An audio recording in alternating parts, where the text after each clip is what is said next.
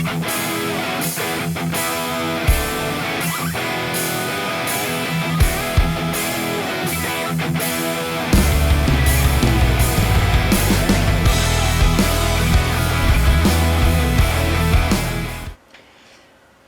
to the channel, everyone.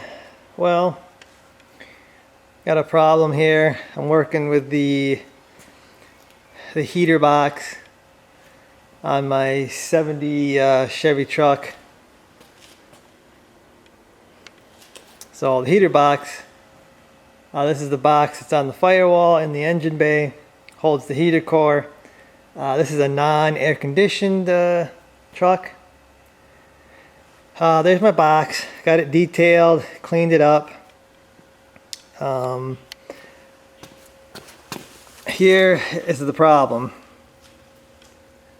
Got old heater core, obviously, new heater core. This is supposed to be a direct replacement for non-AC trucks, but it's not going to work. See the size of that tank? And see the size of this tank on the end? Much bigger than the original.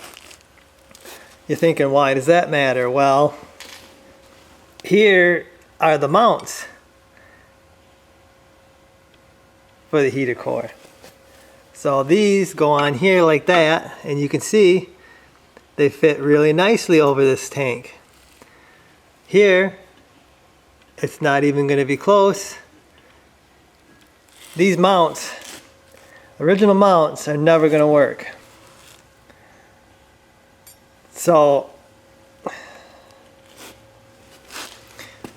what should have been a few minute job of installing a heater core is now become a fabrication job trying to get this heater core installed into the heater box using my own brackets, because those brackets aren't going to work. Really disappointing. Some of these manufacturers making restoration parts that don't even work. I mean, as far as I'm concerned, that is not a heater core for this truck, because it's not going to work. It's not going to use the factory mounts. Another tip that might help you guys when you're doing the heater core is, according to this, when I took this out, I'll show you a picture. It's just full of debris, and I believe this is the bottom. So the smaller hose, there's a bigger hose and a smaller, or bigger end and a smaller end. The smaller end apparently goes down. You can see this tank has seen better days. There's quite a bit of corrosion on it. I would reuse it. I don't think it was leaking, but it looks pretty bad. So yeah, I think this is what you're gonna find with all the aluminum replacements. I believe I found a copper replacement, but they were out of stock, which is what this is. I believe that's copper. Yeah. So if I want a new heater core right now, this is the one I got to use. I'm gonna play with it here, see what I can come up with. Maybe I can find a quick idea that might help everybody out. Maybe not. I don't know. But I gotta flip this thing over.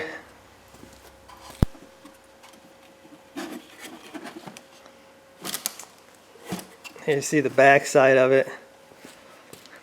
I got a new seal. There's a seal that goes around this.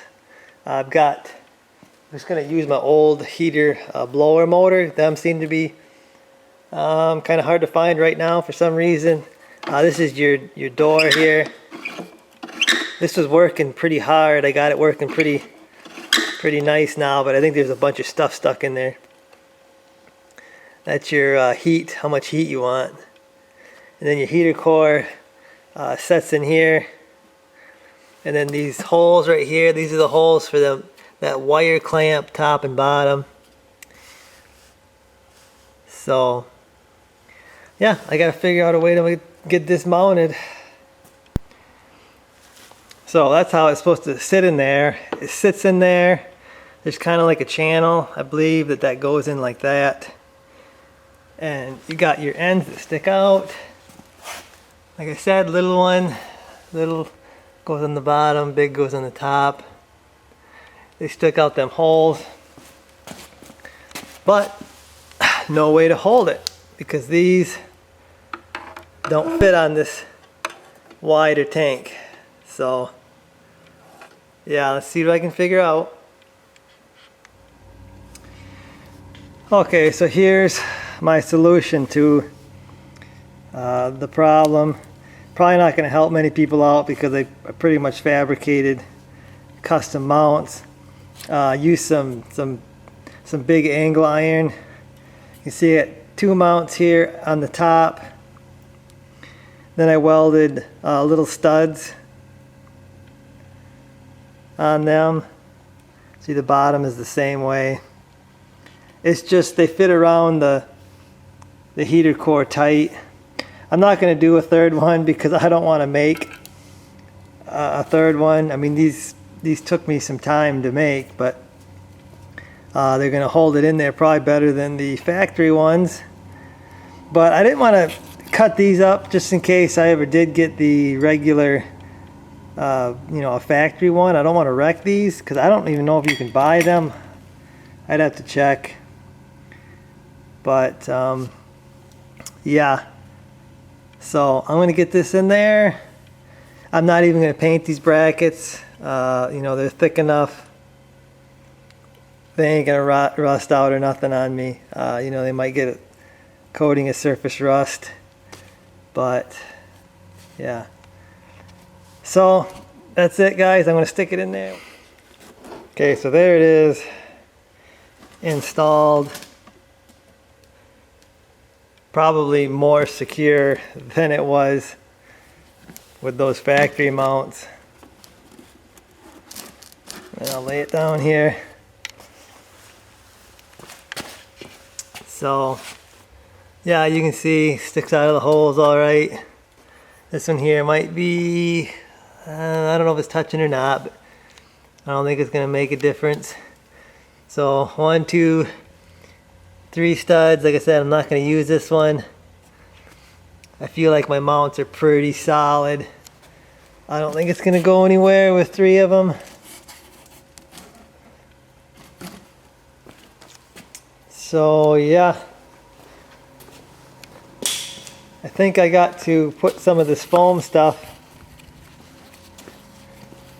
I think it might go on here like this. And then there's one for the front side. Maybe. I don't know. I really don't know what this is for, but there was no foam. There wasn't really any foam on the old one.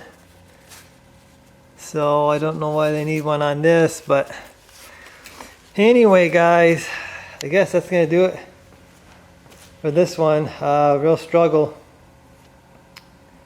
just to get a new heater core in that box. Should have just bolted on, but I had to spend a bunch of time.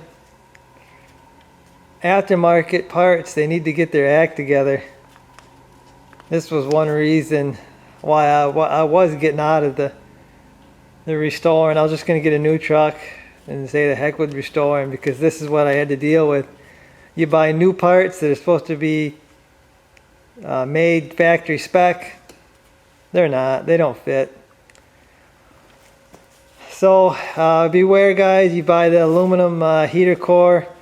I would try to get a copper one that looks like the factory one. So okay, so I've got it installed on the firewall. Used all the original screws, and there's a few studs that hold it to the firewall.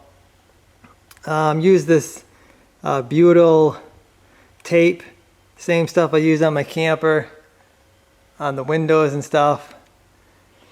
Someone had some white stuff. I used some black. It kind of blends in a little better. Probably depends on what color. If you got a white truck, you might want to get a lighter color stuff. Anyway, there's a certain area you put it around. You should be able to see it when you pull yours off. But another tip on poorly fitting aftermarket parts. After I got this installed, I got a new seal right here. This is for the blower fan. You can see it's nice and tight up against the firewall now. Well, that's because I put some of this butyl tape. I stuffed it in there to push the seal up against the firewall because it wasn't tight. So again, watch out, aftermarket parts.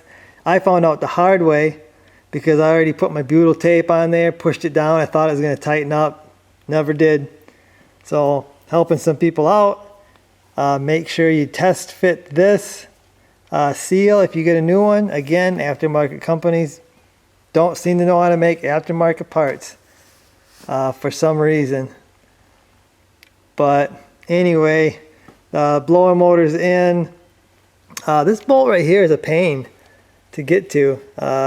Probably easier to do it, put the blower motor on before you put the whole deal on the truck. Blower motor, I got it plugged in right here. This is the orange one. There's a ground right here wire that was on there. I think it's factory. I'm not sure, but anyway, that's it. I'll see you guys.